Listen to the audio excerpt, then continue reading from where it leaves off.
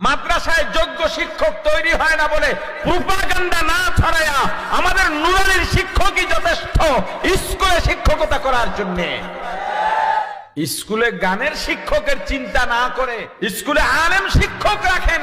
ওই যে শিক্ষামন্ত্রী বলেছে মাদ্রাসায় আলেমরা যোগ্য সম্পন্ন হয় না দেখে স্কুলে শিক্ষক দিতে পারি না। ও মন্ত্রী সাহেব, আপনি আলেম কোথায় গিয়া খুঁজছেন? যেখানে খুঁজলে আলেম পাওয়া যায় সেখানে তো আপনি যান নাই। আলেম দরকার নাই, কামেল পাস দরকার নাই, দাওরা দরকার নাই, মুফতি দরকার নাই, মুহাদ্দিস দরকার নাই।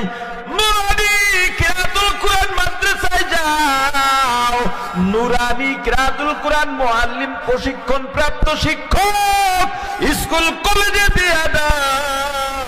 তোমার সন্তান জেনারেল লেখাপড়ার পাশাপাশি কোরআনের শিক্ষায় শিক্ষিত হয়ে যাবে। আপনার সন্তানকে কোরআন শিখান, আল্লাহকে চেনান। বিসিএস করে যদি কোনোদিন ম্যাজিস্ট্রেটও হয়ে যায়, এসপিডিসি হয়ে যায়, আপনার হায়াত শেষ হলে আপনি মারা যাওয়ার পর হুজুর ভাড়া করা লাগবে না, আপনার সন্তান জানাজার ইমামতি করবে। পুলিশের অনুষ্ঠান কোনো হুজুর নাই, নামাজের ইমামতি কে করবে? আপনার সন্তান গর্ব ভরে ইমামের যায় নামাজে দাঁড়িয়ে যাবে, কেরাত পড়বে, কেরাত শুদ্ধ, নামাজ সহি, আল্লাহ কেউ চিনবে।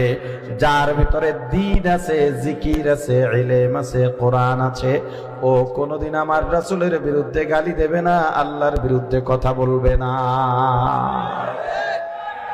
কয় যোগ্য আলেম তৈরি হয় না। চিন্তা করেন, যোগ্য আলেম প্রাইমারিতে গিয়ে কি করবে বেটা? বোঝেন না? একজন যোগ্য আলেম মানে কি? সে দাওরার কিতাব পড়াতে পারে, মিশকাতের কিতাব পড়াতে পারে, ফাজেল কামেলের কিতাব পড়াতে পারেন। এমন ব্যক্তি প্রাইমারিতে গিয়ে চাকরি করবে? তাহলে প্রাইমারির জন্য কিরাতুল কোরআন যারা শিখছে কিংবা নুরানি শিখছে যথেষ্ট।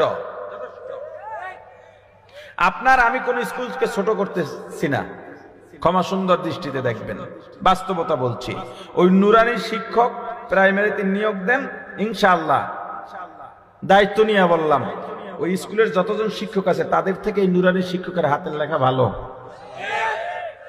সন্তানকে পথ চিনাবে মা বাবা, এজন্য সন্তানকে স্কুলে পড়ান আর ডাক্তার বানান। কোরআন শিক্ষা দিতেই হবে, সন্তানকে জিকির শিক্ষা দিতেই হবে, আল্লাহকে চিনাতেই হবে, রাসূলকে চিনাতেই হবে, পরকাল চিনাতেই হবে। এর ব্যতিক্রম মুসলমান মুমিন করতে পারবে না। তাই ছোট